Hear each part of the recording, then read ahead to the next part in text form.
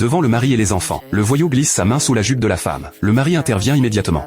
No, I'm telling you to get your hands off and behave. Mais avant de finir sa phrase, le complice sort un flingue. Voyant que le mari se tait, le voyou en profite encore plus. Il tire la femme contre lui et la tripote. Max dit à sa femme dans leur langue de mordre l'oreille du type. Puis il en profite pour balancer un coup de pied, récupère le flingue et prend le contrôle. Il dit à son fils de ramasser l'arme par terre. Au moment où le gamin se baisse, un type lui colle un couteau sous la gorge. Un autre voyou sort de pistolet. Si le mari veut que son fils vive, il a intérêt à descendre du chariot gentiment. En voyant son fils menacé, Max sait plus quoi faire. La seconde d'après, les voyous le balancent du chariot. Max rampe et court derrière le chariot. Mais deux jambes ça rattrape pas des chevaux. Le chariot disparaît dans la nuit. Au moment où Max s'écroule d'épuisement, il trouve son fils allongé au milieu de la route. Il respire plus. Max ravale sa douleur et continue dans la direction du chariot. Après une éternité de marche, il aperçoit enfin le chariot et le cocher au sol. Il ramasse un flingue et tire une balle dans le chariot. Un voyou entend le cheval s'affoler. En se retournant, il se prend une balle. L'autre entend les coups de feu et détale dans les bois.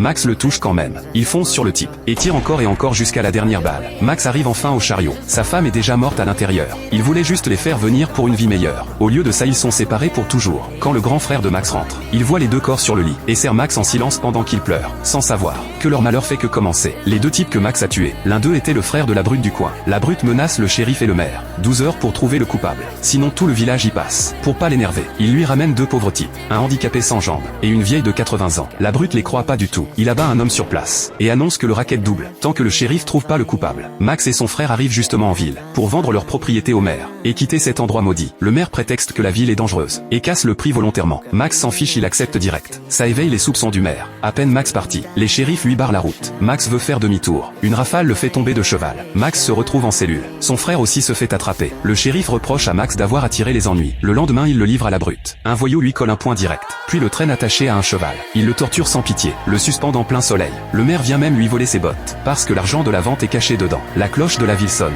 Le frère dans sa cellule comprend que Max va bientôt être exécuté. Il doit trouver un moyen de sortir. Il provoque le gardien exprès. Quand le type fonce sur lui, le frère saisit le moment et le met au sol. Après avoir réglé tous les gardes, il sauve Max, en le portant sur son dos pour fuir. Deux voyous se pointent. Le frère sort un pistolet. Un par un, il les descend. Puis ils sautent sur un cheval et disparaissent.